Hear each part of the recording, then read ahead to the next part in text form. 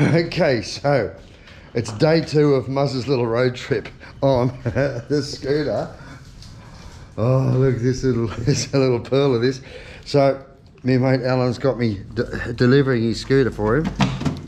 And it even comes, here's the charger in there, but he's going to use this as an esky. So I better try it for him because I don't want him to be to be wrong. So, hang on a sec. There's a couple of things you need in an esky. One of them, as they call it over here, espatu. That is not original function, huh? Yes, it is. So, we've smashed up the ice. And, oh, honey, can you hold this? And it's even got a drain bung in the bottom, which is good. It's not good.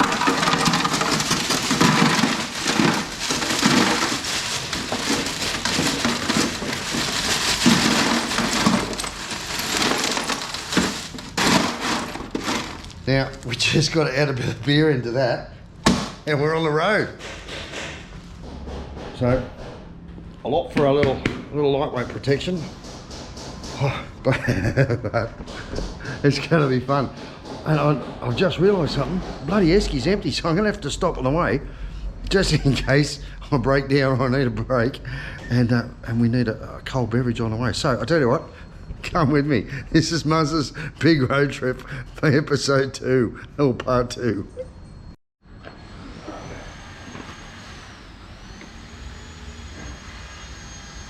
It's a bit bloody hard to see the speedo. We've got our flag, so we're good. Helmet ready. We've got a helmet now. You don't need a licence or a helmet to ride a bicycle, and this is like a motorised bicycle, but it's got reverse. Doesn't do wheelies, we tried, but it's got an esky on board. It's just we're just got to go to the botlo and fill it up on the way. See ya. Let's go.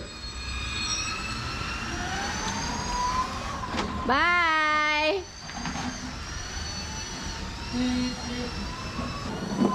Oh, hang on, I'm going the wrong bloody way. I'm off to a good start. Whoop. It helps if I knew where I was going.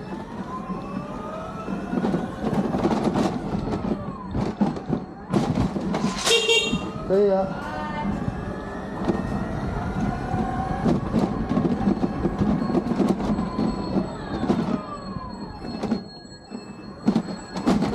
Thank you.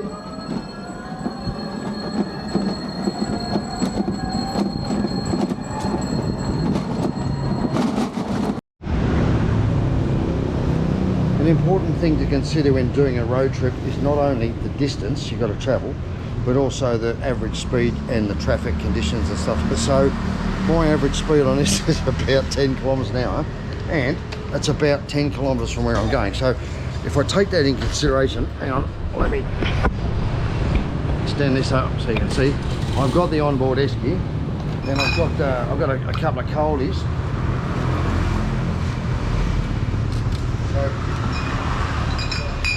that means about a half a dozen beers, that's how you get me there.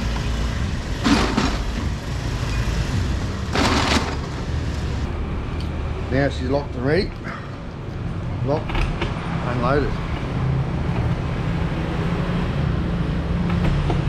There we go, 10 kilometres an hour all the way.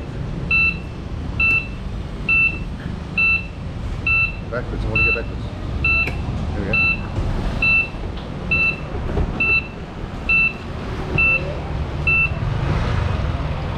This is crazy.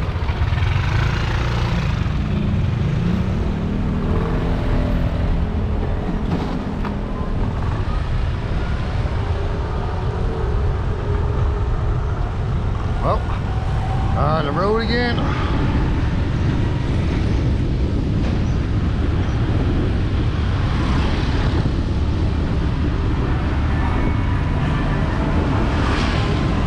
Oh, I didn't do myself a mixtape. Just have to sing. Just can't wait to get on the road again. Making music, sharing good times with my friends. can't wait to get on the road again. 24. Alright, we're hurting on. 24 kilometers an hour. And I tell you what, this little electric mobility scooter might not be the fastest thing, and I'm getting some funny looks. But when we found out it had to go all the way to Scenic, I figured, why not get old Muzza to drop it up there for you. So, where am I going? Oh, it's saying 51 minutes.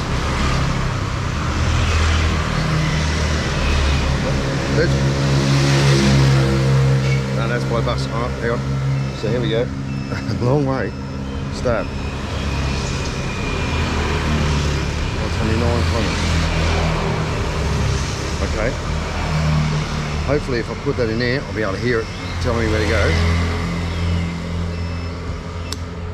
So, we're off again. I'm getting some funny looks, I've got to say.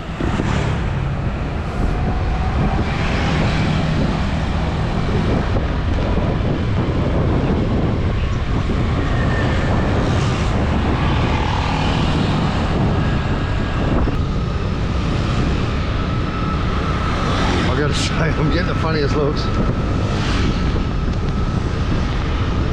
You don't see terribly many. You don't see terribly many mobility scooters. You do see lots of slow-moving traffic. This fella here.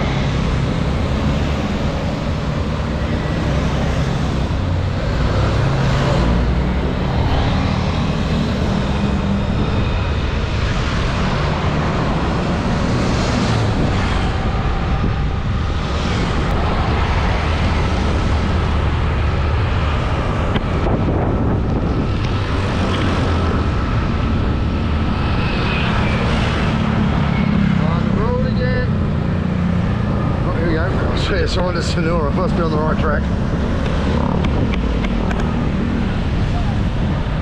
Petrol station, don't need you. Just the extension cord. We're good.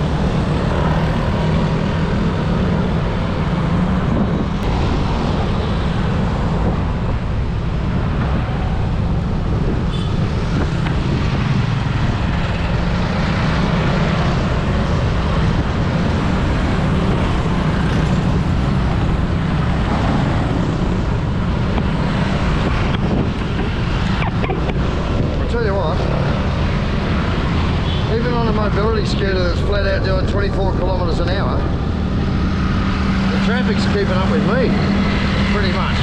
Get out of the way if you see a truck, definitely get out of the way if you see a bus, but it's not doing too bad. Where's the girl? I'm probably halfway there. Where's my food? We'll see. I'll tell you what, it's nearly time for another beer. Just joking, it's only light beer. You know, in all honesty, especially with all these e-bikes and stuff these days,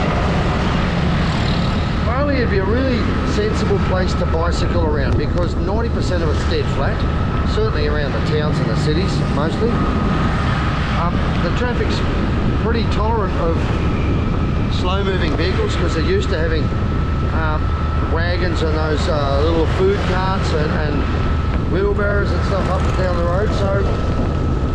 So as long as you stick over to the left-hand side and give plenty of room for people to move, and you keep your ears out because there's someone coming up behind you that needs room or that's going to undertake it, they'll give you a little toot on the horn just to let you know. I like the fact this one's got a pretty good little horn on it as well, because it gives you a chance to warn that door on your way through too.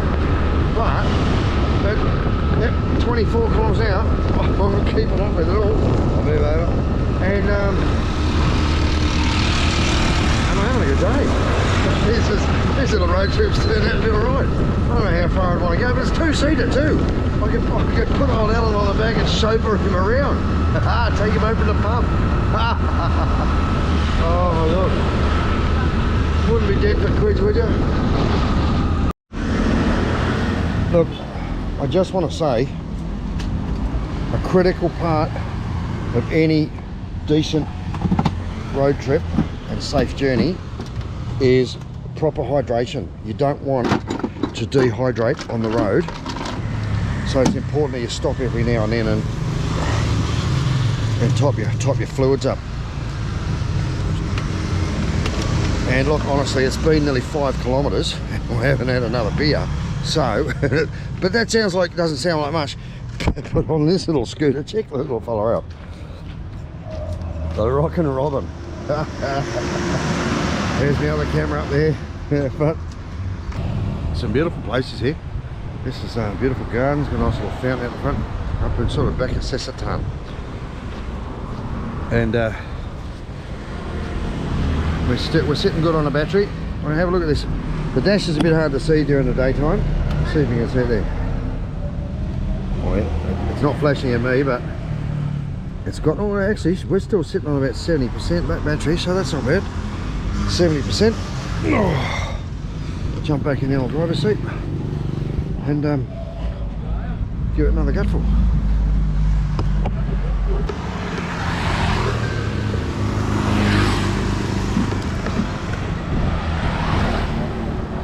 The only downside coming up on this road is I end up on the freeway and on the Scenic bypass. That's a pretty fast road, so I'm going to have to stay right over on my side just to keep out of everyone's way, because there's some fast moving vehicles there.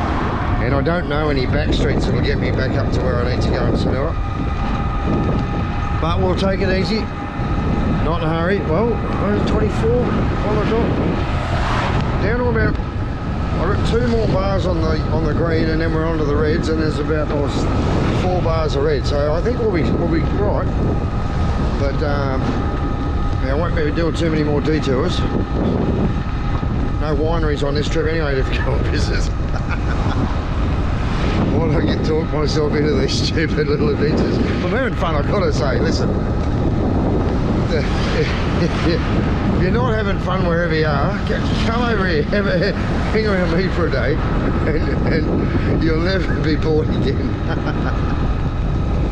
Oh, bless it. Yeah, come on, Mum, out of the way. Thank you. Very good.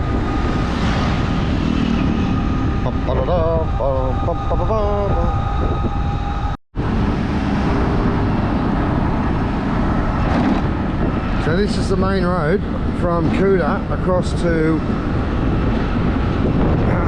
Sanua, and it's double lane and separated.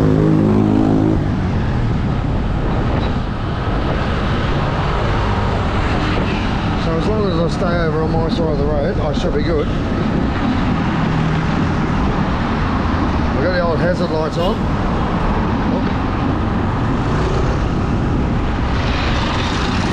And we're trundling along.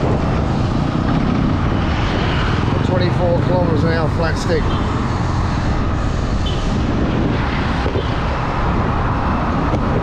A lot of guys give me a little toot toot as they go past, just to say don't come out in the middle of the road. Fair enough.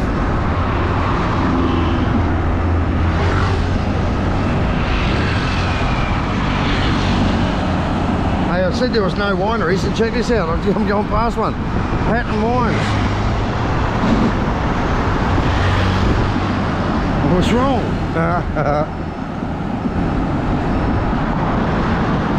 On the road again. Just can't wait to get on the road again.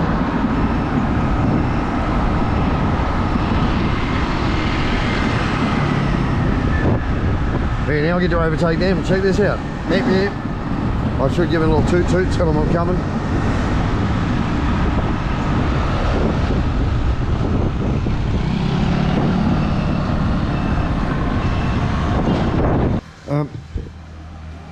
I got to say, this little pocket rocket, it's done a great job. I'll tell you one thing, Alan. Because you've got 3 wheels and they're pretty close together, if you see a pothole, you can't straddle it. No. You're either going to hit it with 1 or 3 of the wheels. But so long as you stay right over on the left-hand side of the lane, it's got hazard lights as well as left and right indicators. Yeah. So if you go left, right, it'll go on both, and then that cancels it. So that's left only, cancel, right only, cancel, left, right, it does both, cancel. You've got a good loud horn on both sides, so So if you need to warn someone that you're undertaking or overtaking, I stayed on flat out the whole way. I slowed it down to the number 2, and that went about 17 kilometres an hour. Shit. What was it doing coming down? 24. 24. So around Bali, you don't do much more than 24 anyway. No. Certainly around Scenic and stuff. I don't need any more than that. Oh God, no! This is magic, man. The little speedo's a bit hard to read in the summertime, but they'll be right at night. You'll charge it up, and you'll have a couple of days of running around on it before you got to do anything. It'll be easy as. So look, to wrap up this little today's this part of the adventure, I'm back at Muzza now. In the retirement video I just did the other day, we were talking about this retirement villa over my shoulder in the middle of Scenic.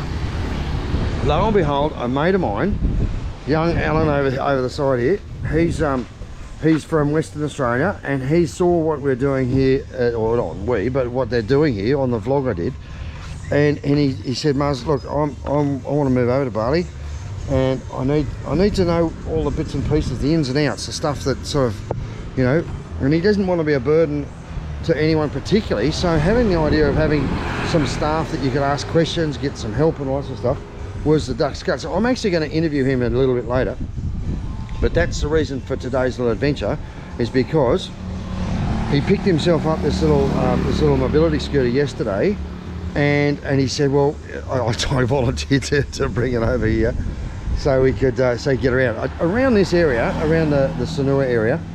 It's only a couple of k's, like just about to anywhere. You go to markets. It's about 100 metres down the road to the nearest Indomart or something.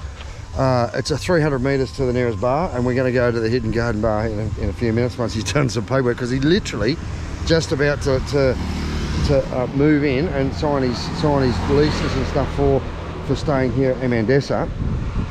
He's got his little mobility scooter. It's even got a little alarm on it, so if someone comes and tries to pinch it, they're in trouble, because it's going to go whoop whoop whoop. So